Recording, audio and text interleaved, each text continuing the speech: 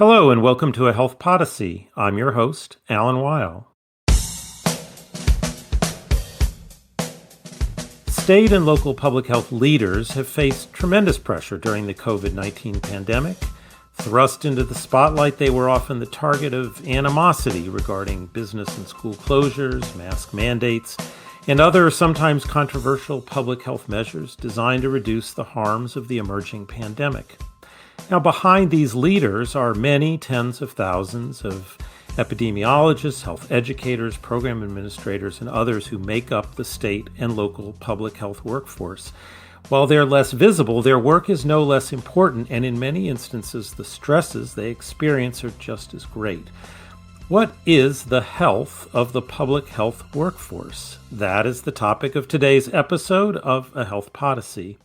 I'm here with Brian Castrucci, President and CEO of the Beaumont Foundation. Dr. Castrucci and co-authors published a paper in the March 2023 issue of Health Affairs examining the state and local public health workforce between 2017 and 2021, before and during the COVID-19 pandemic.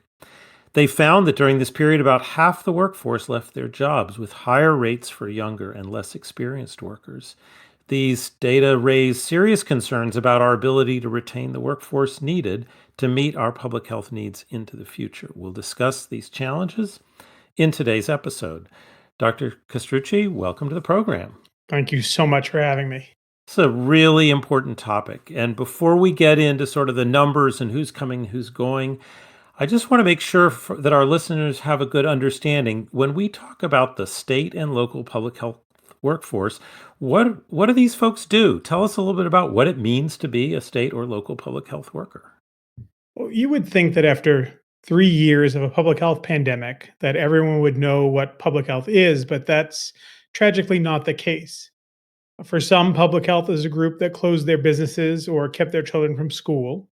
For others, public health was on the front line fighting every day to keep people out of the hospital and providing prevention information. For me, I like to describe public health like the foundation of your house.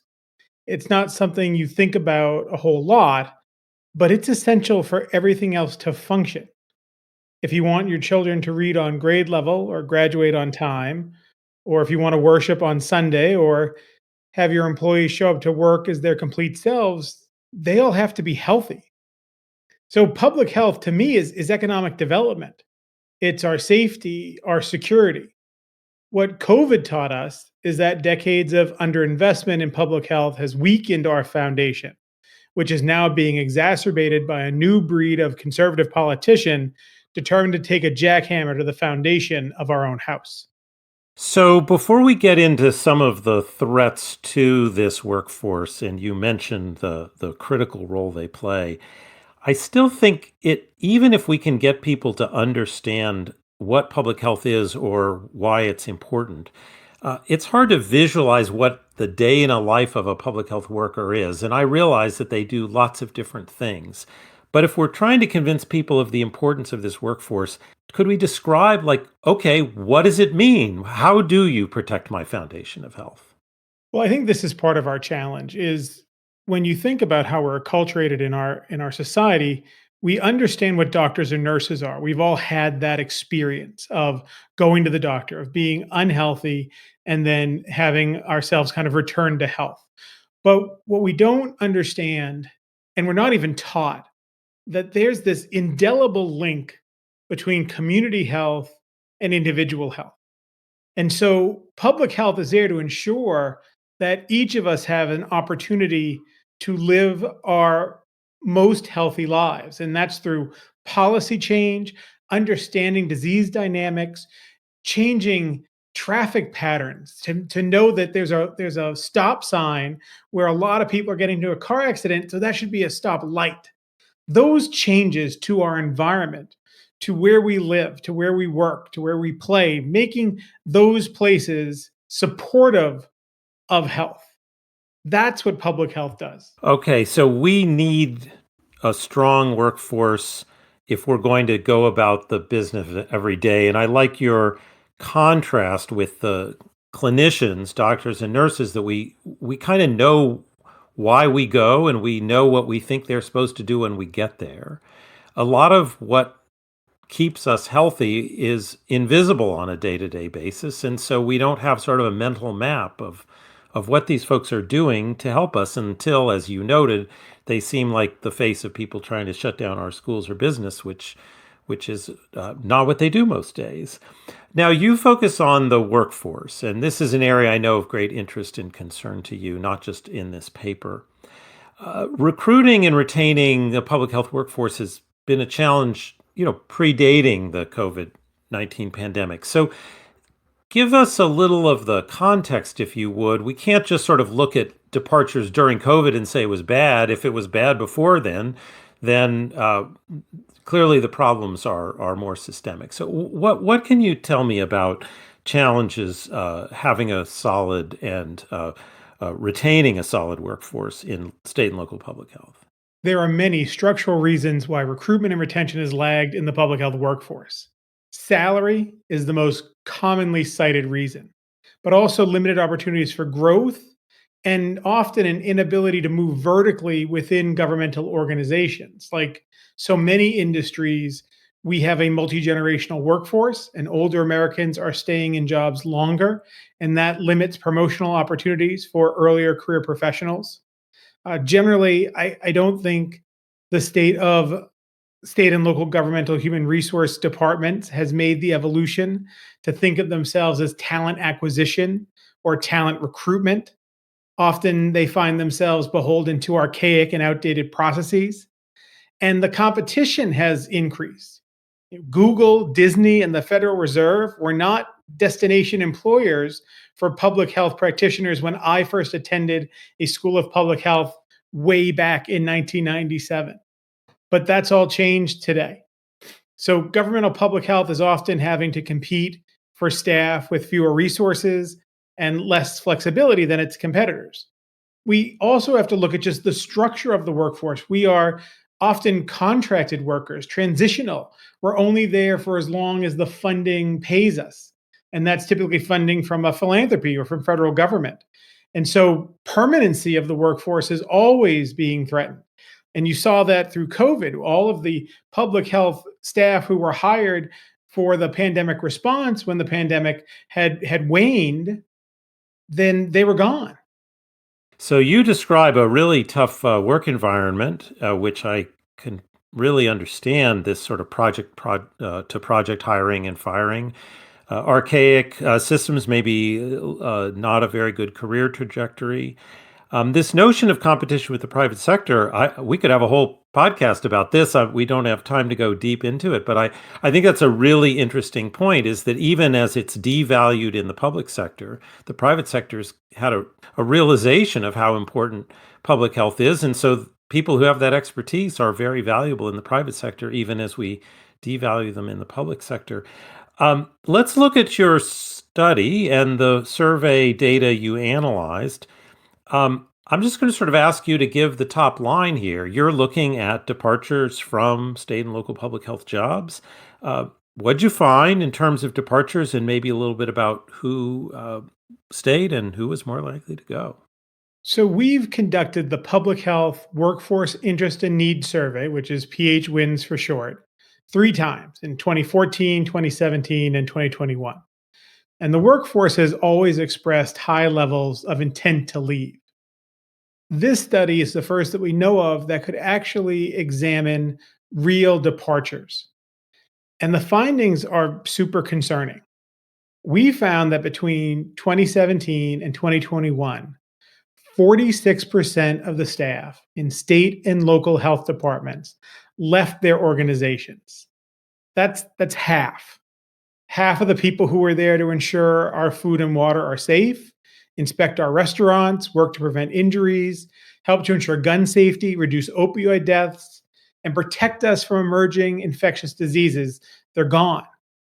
Imagine if you were getting on a plane and you heard that we lost half of all of our air traffic controllers.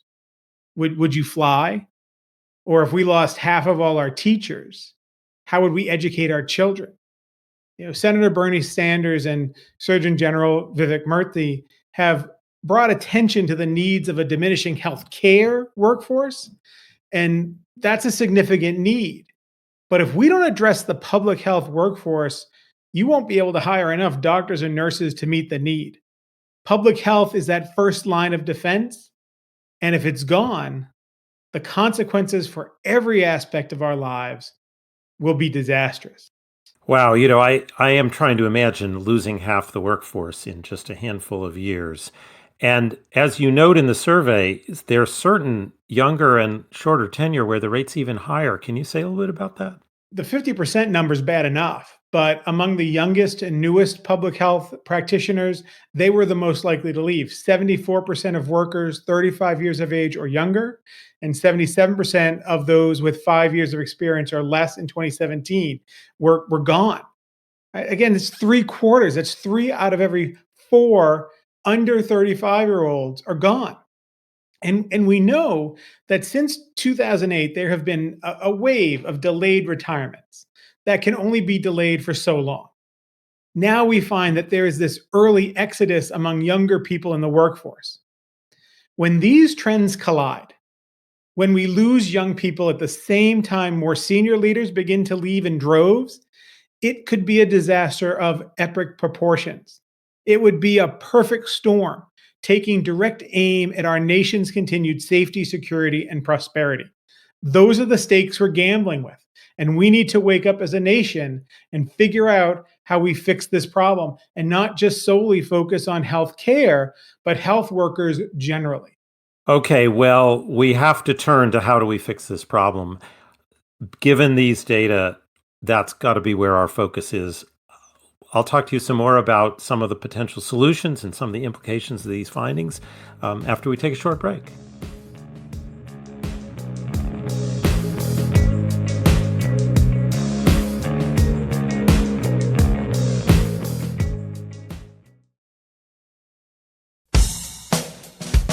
And we're back. I'm speaking with Dr. Brian Castrucci about departures from the state and local public health workforce. Before the break, we got the bombshell results of almost half of the staff leaving and almost 3/4 when you look at younger, shorter tenure workers. Before we talk about what to do about this, there is a dimension of the work that may seem a little technical, but I found it particularly interesting, and I want to make sure I understand it and that our listeners can understand it. You mentioned that we've, in the past, known about intention to leave, but now we have data on actual departures. And, when I'm thinking about forecasting and how you plan for what your workforce is going to be, what information do you have? Presumably, knowing that people plan to leave is helpful, but plans don't always play out. So I wonder if you can tell me a little bit from the work you did about whether people saying they're going to leave turns out to be a very good predictor of whether they will leave or not. Intent to leave throughout the business literature is generally a good indicator of actual turnover. However, unpredictable events like the COVID-19 pandemic can cause unusual patterns. In our most recent survey, we found extraordinarily high levels of stress and burnout. The impact of this is that the rate of departure for people who did not report an intent to leave in 2017 was much higher than the rate of departure among those who didn't report an intent to leave in 2014. So what we're seeing in these data for 2021 is that those folks who intended to leave left, and those folks who didn't intend to leave, they left too. That's what's making this a real critical time, because we're seeing that confluence of leaving throughout the entire workforce. And one of those situations where intent to leave was a good predictor, but not intending to leave was actually not a good predictor, because those folks still left too. Yeah, that's a scary situation to be in. So if we're going to talk about solutions, I think one of the things we need to understand is what makes people want to stay. So your study asks people about job satisfaction, and what are the ingredients of someone who's satisfied enough to want to stay in these jobs? For workers who said they weren't considering leaving their organizations, there were two common reasons for staying: the benefits and job stability. Of course, supervisory satisfaction and organizational satisfaction were critical to people staying and feeling good about their job. We also have to recognize that the governmental public health workforce is an extremely mission driven workforce. And so part of retaining these employees is ensuring that they can achieve that mission. And that became much harder throughout the pandemic. And even now, I worry about our governmental public health workforce in places where the governor and the health official have turned their back on science and facts, or turned down needed federal funds for disease prevention, or introduced legislation that weakened, if not crippled, future public health response. And of course, just because public health is strong in one place, that doesn't really matter. Public health is like a chain, only as strong as the state with the weakest public health system. There's a lot there that I want to follow up with you on. So, first of all, there are ingredients of jobs that make people want to stay, and that's good to know because if we're going to address this, we've got to be able to look at those strengths. But then you also mentioned sort of the political dynamics that if you're mission driven and you don't feel supported, if you don't feel like the mission of your daily work is being supported by your departmental leaders or your political leaders, then even if you have good benefits, even if you have a good job, it's hard to feel motivated to come in every day. Um, in the wake of those stresses, I'm not sure I know what to ask you about the leadership issue. If public health is under strain because of politics, I don't know that we have a natural fix for that. Although maybe you have an idea that I'd like to hear. But I'm also thinking about this issue of sort of the links in the chain. How do we think about assuring not just a sufficient workforce where we are because we have some control over that, but assuring that there's a sufficient workforce everywhere because we're all affected by wherever is the weakest link? This is the major challenge coming out of the pandemic. We all understand federalism a whole lot better, and that public health is the responsibility of the states. But I don't know that we ever imagined a time where we would treat pandemic response like some choose your own adventure book. You had governors opening up restaurants, bowling alleys, and movie theaters at the same time that their health department was trying to hire contact tracers. So we need a reckoning. We need a reckoning in this nation that we cannot protect ourselves from emerging infectious disease, each working individually. This is not an ideological debate. This needs to be a practical conversation. We need to find those things that we can agree on and move from there. But what we're witnessing in a state like Florida, where the health department is putting out analyses that you wouldn't publish in health affairs on your worst day, and using that in that state to make policy about who should get vaccination, this is something I never thought I would see in my public health career. And so we have to call out misinformation. We have to rebuild trust. We have to be present in the lives of our community members. They have to know us. That's how we're going to rebuild trust. And we need people, we need elected leaders, community leaders, faith leaders to support their public health practitioners. But you can't support someone if you don't know them. And so that's the job for the public health practitioner going forward. Be out there, be known, and be engaged. Well, that seems like a good starting point when we're worried so much about trust. I am curious. We have heard for decades about the underfunding of public health in general, and you mentioned that as a relevant factor around employment. In the paper, you do say that we need new funding to support the public health workforce. I doubt anyone who's looked at this issue would disagree. But you also say, and here's just a short quote, funding alone will not adequately address the current workforce challenges. Now, I suppose we've discussed that some, but I'd like to give you the opportunity to say a little bit more about that topic. Yeah, I think the Beatles taught us that money can't buy you love, and it certainly can't rebuild our nation's public health system. The $3.2 billion invested by the CDC is a great start, but it needs to be sustainable. Also, these funds are going to be filtered through governors' offices. Governors who, like I said, opened bars and restaurants during COVID while their public health departments were trying to hire contact tracers. Governors who opposed basic public health prevention efforts, who fought mask mandates, who openly railed against the vaccine. So we have to confront this misinformation and politicization, or it's going to erode not only our health, but also our economy and our military preparedness. Now, for those who are actually interested in building a strong and vibrant public health infrastructure, in addition to the funding, we need to seriously reform and streamline our governmental hiring systems. We absolutely have to reduce the burden of student debt by extending loan forgiveness and service scholarships for public health practitioners and make it easy and accessible. We need to offer supervisory training tailored for government practice. We are far too often hiring people for technical expertise in our leadership roles rather than their ability to work with and lead people. So we need to train those skills into our supervisory workforce. We have to create recruitment pathways for people with bachelor's degrees, create mentorship programs to prepare early career professionals for eventual leadership roles. We have to actually improve the systems that monitor and track our workforce trends so that we can anticipate and address challenges. And lastly, we have to find ways to pay for public health services and infrastructure at the state and local levels and not simply rely on federal funding. That's the recipe to rebuild public health in this nation. It's now a question of, will we have the political will to do these things?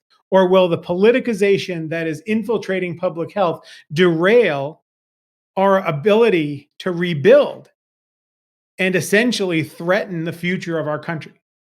Well, I sure am glad I asked that last question, because listening to the first 10 minutes of our conversation, it was pretty easy to get depressed. And there's a lot to worry about.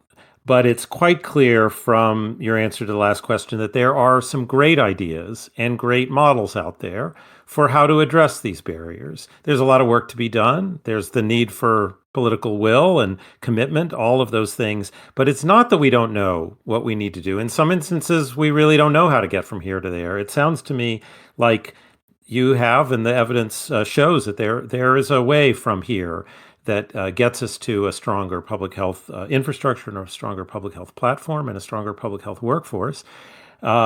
So, Dr. Castrucci, I appreciate the work you've done in this area. I know it goes far beyond this paper, and your commitment to making sure we have a healthy community and states and country and world to live in. Thank you for being my guest today on Health Podyssey. Thank you. I appreciate it.